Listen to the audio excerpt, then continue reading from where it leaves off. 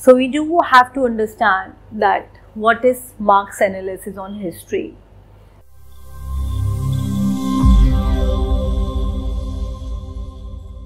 Hello friends, today we are going to have a discussion on historical materialism.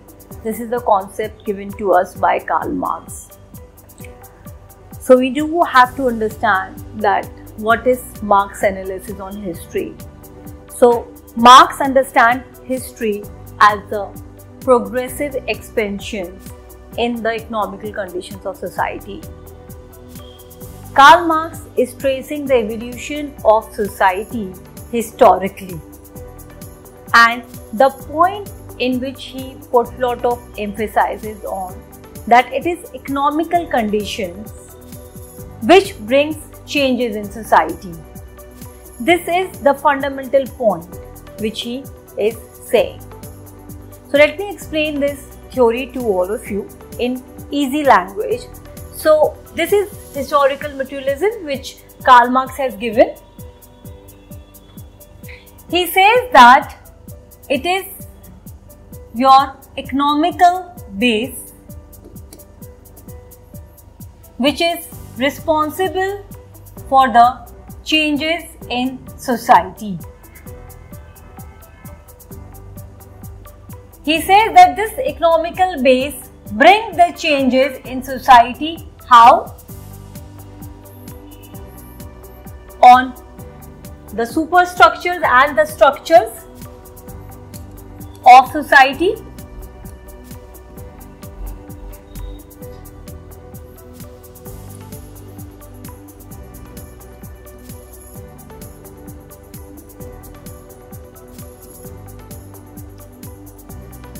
Structures is like your polity or your political structures, and superstructures is like abstract concepts such as religions, ideas, philosophies and all that.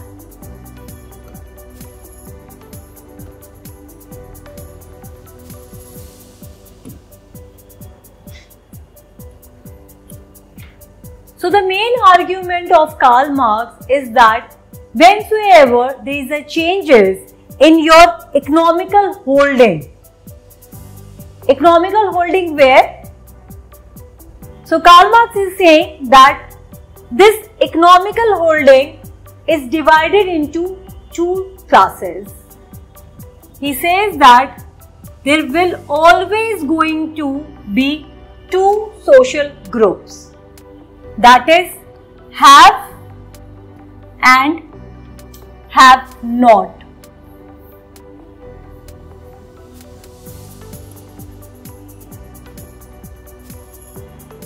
And whensoever there is a contradiction between these two classes, have and have not, there will be a changes in society.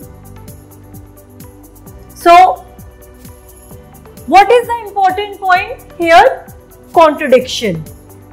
So there will be a, you can say, contradiction between these two classes. So here we need to understand what is contradiction. So this contradiction is clash of interest.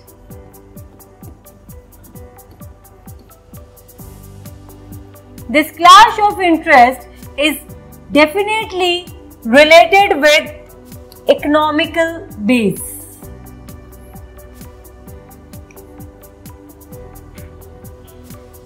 And this is what Karl Marx has emphasized on. As we know that we are preparing for UPSC, this important point you need to see it from different dimensions. You need to ask yourself why he has used this evolutionary perspective in order to explain the social changes in society. So the answer here is that he was writing from that similar paradigm in which we as a society have got ample amount of information that living organism, for example, has evolved from simplicity to complexity. This is the major theory which is given to us by Charles Darwin in his work The Origin of Species.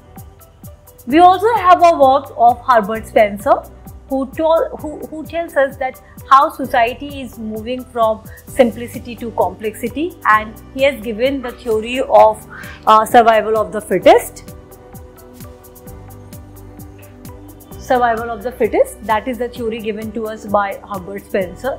We also know that Auguste Comte himself has given the laws of the stages of society, in which he says that how we have moved from theological stage to metaphysical stage to modern stage, that is positivist stage.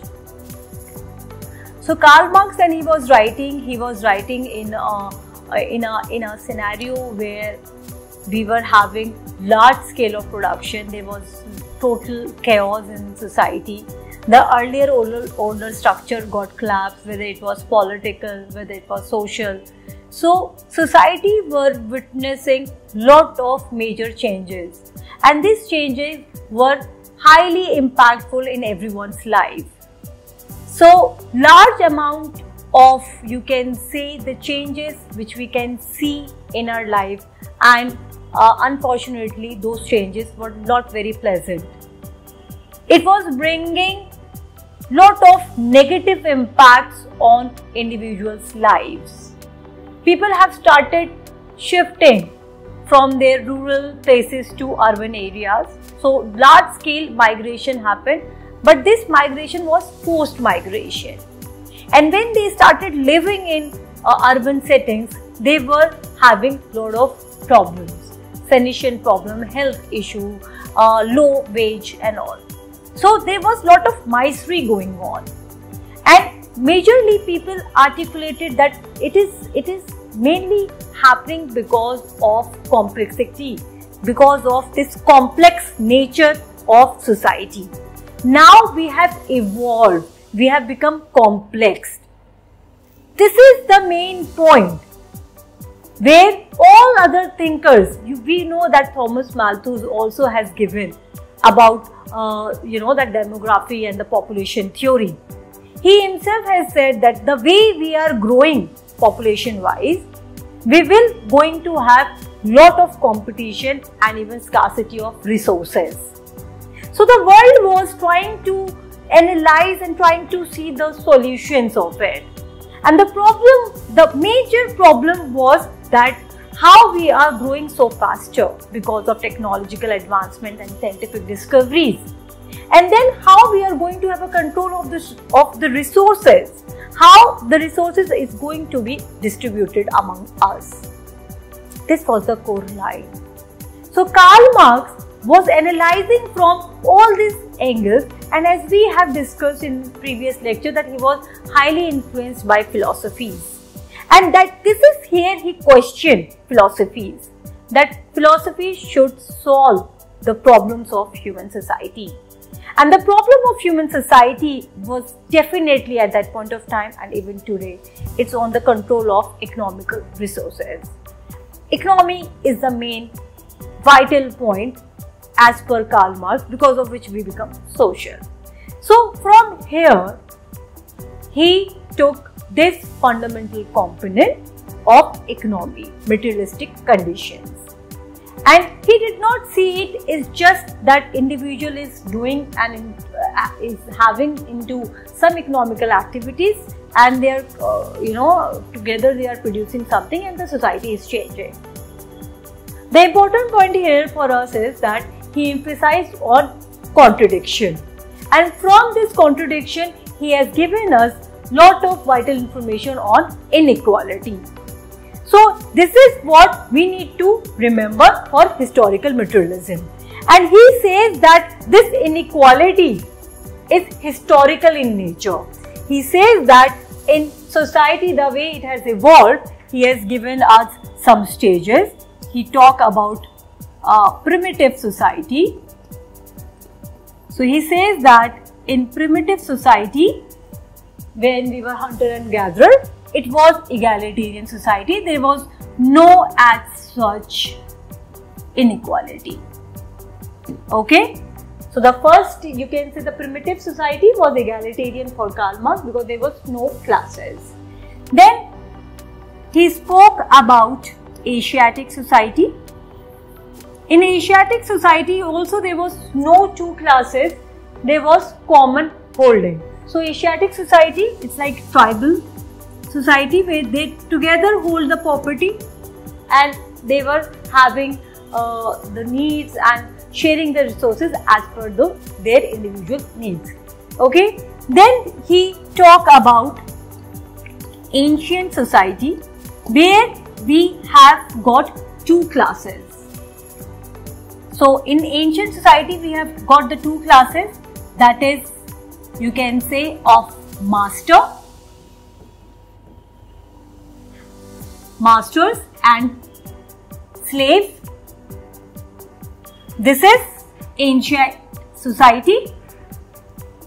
Then he talks about feudal society, medieval time. It is between now the 2 points, that is, you can say here आप serfs या peasants रखेंगे and here feudal lords.